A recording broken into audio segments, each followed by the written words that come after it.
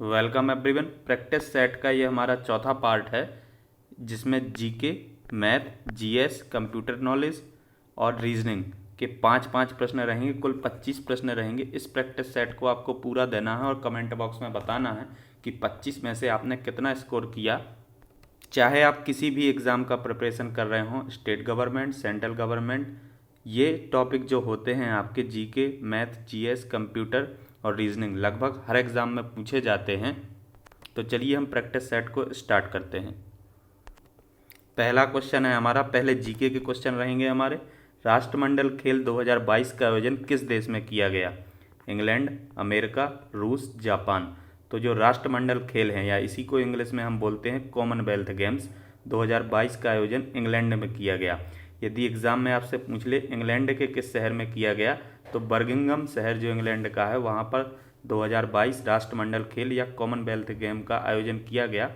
साथ ही भारत ने इसमें कुल 61 मेडल आप जीते हैं और ये चौथे नंबर पर रहा है हमारा भारत, और पहले नंबर पर रहा है ऑस्ट्रेलिया जिसने 178 मेडल जीते हैं। तो आपको यह भी याद रखना है कि भारत चौथे नंबर पर रहा है 61 मेडल के साथ और ऑस्ट्रेलिया 178 मेडल के साथ पहले नंबर पर मेडल तालिका में रहा है। अगला क्वेश्चन देखते हैं, निम्न में से कौन सा विश्व का सबसे बड़ा रेगिस्तान है? सहारा, अरेबियन, ऑस्ट्रेलियन या गोबी। तो जो आपका सबसे बड़ा यदि मैदान आपसे पूछा जाए एग्ज़ाम में, रेगिस्तान तो वो हो जाएगा आपका सहारा। तो जो सबसे बड़ा विश्व का रेगिस्तान है आपका वो सहारा हो जाएगा। और यदि दूसरा सबसे बड़ा रेगिस्तान आपसे पूछे तो ऑस्ट्रेलियन रेगिस्तान हो जाएगा, और तीसरा सबसे बड़ा रेगिस्तान पूछ ले तो अरेबियन हो जाएगा। यह भी आपको याद रखना है। अगला क्वेश्चन देखते हैं, भारत के राष्ट्रपति को शपथ कौन दिलाते हैं? उपराष्ट्रपति, मुख्य न्यायाधीश, लोकसभा अध्यक्ष और प्रधानमंत्री। तो जो भारत के राष्ट्रपति होते हैं हमारे, उनको शपथ दिलाते हैं मुख्य न्यायाधीश। ऑप्शन नंबर बी आपका राइट हो जाएगा। और जो लोकसभा अध्यक्ष होते हैं इनका जो है शपथ ग्रहण नहीं होता है, यह भी आपको याद रखना है।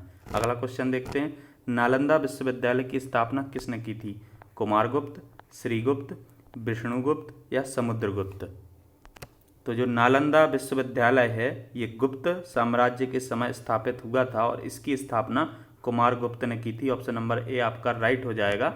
और साथ ही साथ आपको याद रखना है कि गुप्त साम्राज्य का संस्थापक जो था श्रीगुप्त था और अंतिम शासक जो था गुप्त साम्राज्य का वो विष्णुगुप्त था। अगला क्वेश्चन देखते हैं,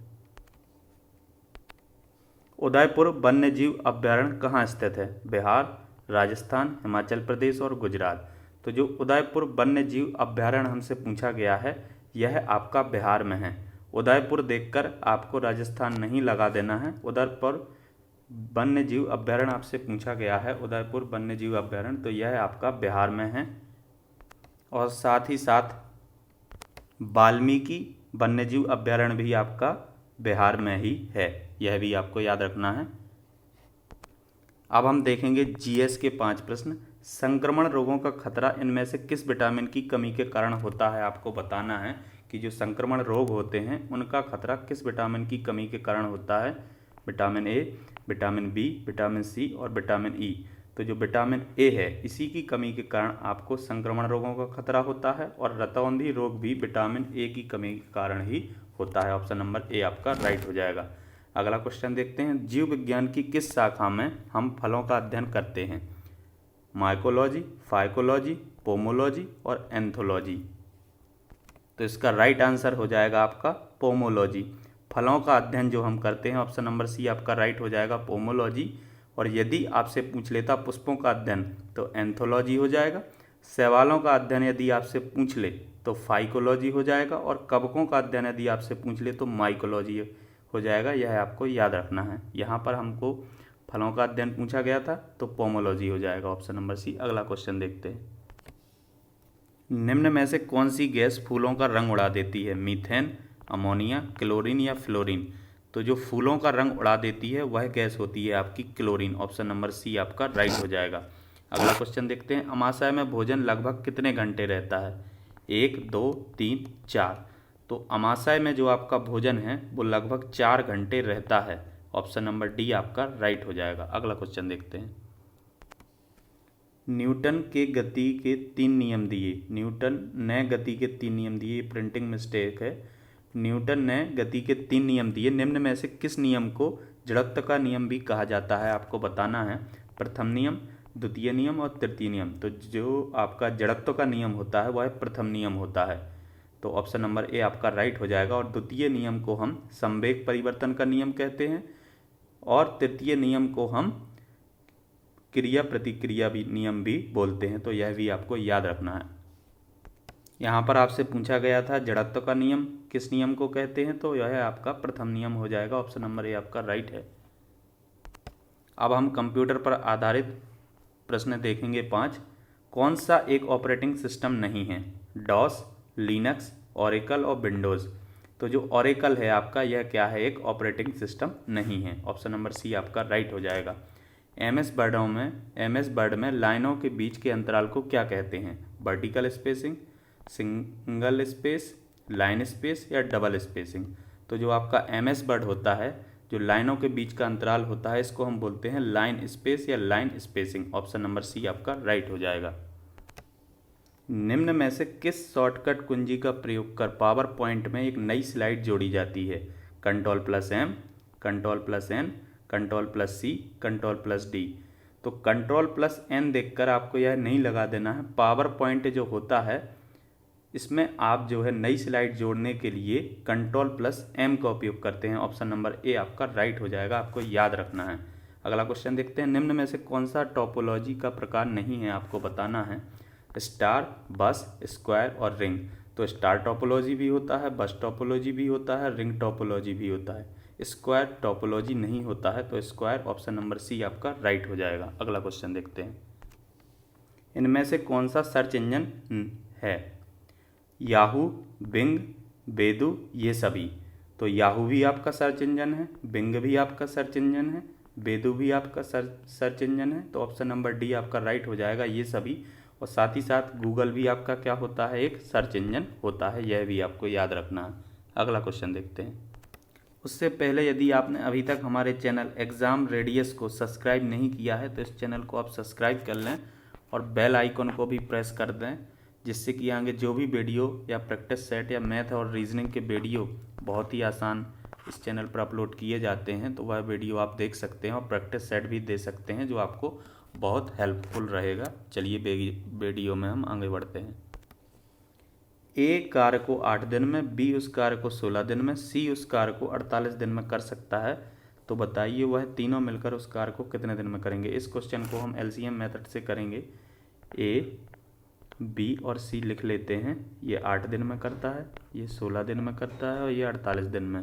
तो सबसे पहले हम इन तीनों का एलसीएम ले लेंगे तो 48 मिल जाएगा और फिर इनका एफिशिएंसी निकाल लेंगे। 48/8 करेंगे तो हमें 6 मिल जाएगा। 48/16 करेंगे तो 3 मिल जाएगा। 48/48 तो 1। तो ए का एफिशिएंसी 6 है, बी का 3 हो गया आपका और सी का कितना हो गया? 1 हो गया। तो अब आप क्या करेंगे, आपको बताना है तीनों मिलकर उस कार्य को कितने दिन में करेंगे। कुल कार्य आपका 48 है या 48 यूनिट है, आप ऐसा समझ लें। तो इन तीनों को हम जोड़ दें तो 6 और 3 9 1 10। कुल काम ये एक दिन में कितना करेंगे? 10। कुल काम है 48, तो 48/10। जब आप इसको हल करोगे तो 4.8 दिन आपको मिल जाएगा। ऑप्शन नंबर बी आपका राइट हो जाएगा। ऐसे क्वेश्चन को आपको एलसीएम मेथड से ही करना है, आसानी से आप उत्तर निकाल पाएंगे। अगला क्वेश्चन। एक संख्या का 1/5 भाग 22 है, तो संख्या का 50% ज्ञात कीजिए। तो मान लेते हैं 1/5 भाग संख्या मान ली हमने x कितना है? 22 है। तो x बराबर क्या हो जाएगा? 5 का गुणा 22 से हो जाएगा 110। 110 है ये, 110 हो जाएगा x बराबर। अब संख्या का 50% है, तो अब x का हम 50% निकाल देंगे तो 50 और प्रतिशत हटेगा तो बटा में 100। 1 0 से 1 0 ये कैंसिल, 1 0 से 1 0 ये कैंसिल। 11 का गुणा 5 से करेंगे तो मिल जाएगा 55। तो ऑप्शन नंबर बी आपका राइट हो जाएगा। प्रश्न में बोला गया था 1/5 भाग 22 है, तो हमने मान लिया x का वैल्यू निकाल लिया, 110 आ गया। तो संख्या का हमें 50% बताना था, तो 110 का हमने 50% निकाल दिया। 50% निकालने के लिए प्रतिशत का साइन हटता है तो बटा में आपका 100 आ जाता है। अगला क्वेश्चन देखते हैं। और जो भी मैं मैथ का यहाँ पे क्वेश्चन करा रहा हूँ आपको, बिल्कुल बेसिक मेथड से करा रहा हूँ, आपको समझ में आ जाएगा। यदि कोई डाउट आपको रहता है तो आपको कमेंट बॉक्स में भी बताना है, और एक बार और उस क्वेश्चन को बैक करके आपको देख लेना है वीडियो को, तो आपको निश्चित ही समझ में आ जाएगा। अगला क्वेश्चन हमारा, यदि किसी दिन बारिश होने की संभावना 5/8 है तो बताइए उसी दिन बारिश ना होने की संभावना क्या होगी। ऐसे क्वेश्चन में ये आपका प्रायिकता प्रोबेबिलिटी का क्वेश्चन है, तो कोई भी कार्य होने की या ना होने की कुल संभावना होती है आपकी 1, या प्रतिशत में बोलें तो अधिकतम 100%। तो यहाँ पर दिया हुआ है भिन्न के रूप में 5/8 है संभावना, तो हमें निकालना है ना होने की। तो अधिकतम जब 1 है तो हम इसको 1 में से घटा देंगे, तो ये मिल जाएगा हमें 8 - 5/8 यानी कि 3/8। तो ऑप्शन नंबर सी आपका राइट हो जाएगा। बारिश होने या ना होने की कुल संभावना आपका होगा 1, और हमें होने की दिया हुआ था, ना होने की हमें निकालना था, तो हमने 1 में से माइनस कर दिया। अगला क्वेश्चन देखते हैं। 40,000 रुपये का 8% वार्षिक दर पर 2 वर्षों का चक्रवृद्धि ब्याज क्या होगा। चक्रवृद्धि ब्याज निकालने का एक मैं आपको ट्रिक बताता हूँ, बहुत ही आसान। आप सबसे पहले क्या करेंगे, ये पहला वर्ष हो गया आपका, ये दूसरा वर्ष हो गया। कुल आपका जो मूलधन है वो कितना है, 40,000 रुपये है, और 8% आपका दर है। तो किसी भी संख्या का जब हम 1% निकालते हैं, जैसे ये 40,000 है, तो हम पीछे से 2 अंक बाद लो दशमलव रख देंगे, तो इसका 1% कितना हो जाएगा आपका 400। अब 8% है आपका वार्षिक दर, तो एक वर्ष का ब्याज कितना हो जाएगा 400 × 8, तो कितना मिल जाएगा 3200। तो ये पहले साल भी 3200 और दूसरे साल भी 3200। यदि इन दोनों को हम जोड़ दें तो इस राशि का साधारण ब्याज हमारा हो जाएगा। लेकिन हमें निकालना है चक्रवृद्धि ब्याज, CI, कंपाउंड इंटरेस्ट। तो हम क्या करते हैं, यह होता है चक्रवृद्धि ब्याज आपका ब्याज के ऊपर ब्याज। तो जो पहले वर्ष का 3200 आपका ब्याज है, इस पर भी आपको 8% ब्याज दे होगा, तो इसका भी हम 8% निकालेंगे और दूसरे वर्ष में जोड़ देंगे। तो इसका 8% निकालने के लिए पीछे से 2 अंक बाद हम दशमलव रखेंगे तो 32 मिल जाएगा। दर आपका 8 है तो 8 से गुणा कर देंगे, तो 32 का जब आप 8 में गुणा करोगे तो आपको 256 मिल जाएगा। तो इसमें 256 और ऐड करेंगे, और जब आप 3200 जोड़ोगे 6400 और 256, तो ये हो जाएगा आपका 6560 रुपये। तो ऑप्शन नंबर बी आपका राइट हो जाएगा। ये बेसिक मेथड है, इसको आप याद कर लें, एग्जाम में आपको बहुत हेल्पफुल होगी। अगला क्वेश्चन देखते हैं। अब हम देखेंगे रीजनिंग के 5 प्रश्न। निम्न आकृति में कुल कितने त्रिभुज हैं, 18, 20, 22 या 24। आप इसको गिनोगे तो मिस्टेक हो सकता है, इसका मैं ट्रिक बताता हूँ। इसको आपको नंबरिंग दे देना है 1, 2, 3 और 4। तो इसको अब सीधा सा आपको जोड़ देना है, तो 1 और 2 3 और 3 6 और 4 10। और यहाँ पर फिर से वही करेंगे हम, 1, 2, 3 और 4। तो इसको भी सेम आपका 10 आ जाएगा जब इसको जोड़ोगे आप, और 10 और 10 20। तो इस आकृति में कुल आपके 20 त्रिभुज हो जाएंगे। ऑप्शन नंबर बी आपका राइट हो जाएगा। अगला क्वेश्चन देखते हैं। अनुक्रम को पूरा करें, 25, 32, 58, 121, और यह आपको बताना है। तो जब कोई भी सीरीज वाला क्वेश्चन आता है तो सबसे पहले आपको इसका डिफरेंस लिख लेना है। 32 में से 25 जाएगा 7, 58 में से 32 जाएगा 26, और 121 में से 58 जाएगा आपका, तो मिल जाएगा आपको 63।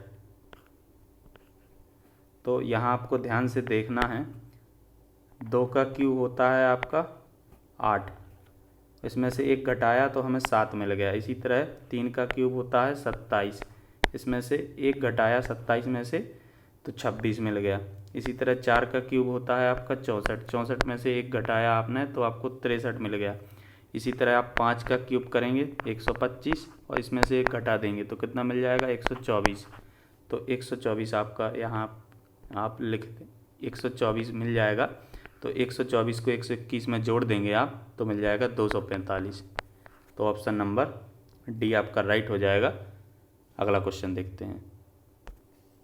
यदि जे के बराबर 42, के ओ बराबर 52, तो एच एन बराबर आपको निकालना है। तो जे और के बराबर 42 आपको दिया हुआ है। तो आप जब ऐसा क्वेश्चन आता है तो आपको पता होना चाहिए कि जे आपका किस स्थान पर आता है ABCD में। तो जे आता है आपका 10 नंबर पर, और के आता है आपका 11 नंबर पर। ये 11 नंबर पर आता है। इन दोनों को यदि हम जोड़ दें तो 21 और इसका 2 में गुणा कर दें तो 42 मिल जा रहा है। इसी तरह के ओ, तो के आता है आपका 11 नंबर पर और ओ आता है आपका 15 नंबर पर। इन दोनों को जोड़ देंगे आप तो 26 मिल जाएगा और 26 में 2 से गुणा कर देंगे तो 52 मिल जाएगा। इसी तरह अब हमें एच एन का बताना है, तो एच आता है आपका 8 नंबर पर और एन आता है आपका 14 नंबर पर। दोनों को जोड़ देंगे 22 और 22 में 2 को गुणा कर देंगे, मिल जाएगा आपको 44। तो ऑप्शन नंबर डी आपका राइट हो जाएगा। अगला क्वेश्चन देखते हैं। निम्न में विषम को चुनें, रेलगाड़ी, विमान, बस और कार। तो इसमें जो विषम है आपका वो विमान है, क्योंकि बाकी सब जो है आपके रोड पर चलते हैं और विमान हवा में चलता है हमारा। तो ऑप्शन नंबर बी आपका राइट हो जाएगा। अगला क्वेश्चन है, रानी दिनेश की बहन है, रानी के पति मोहन है, मोहन का बेटा सचिन है, सचिन की बुआ पुष्पा है। तो बताइए रानी पुष्पा से किस प्रकार संबंधित है? बहन, ननद, भाभी, मौसी। तो इस क्वेश्चन का आंसर आपको कमेंट बॉक्स में बताना है। साथ ही आपको यह भी बताना है कि 25 में से कितने क्वेश्चन आपने सही किए। वीडियो पसंद आया हो तो वीडियो को लाइक शेयर करना है और चैनल को यदि आपने अभी तक सब्सक्राइब नहीं किया है तो चैनल को आप सब्सक्राइब कर लें। मिलते हैं नेक्स्ट वीडियो में। Thanks for watching.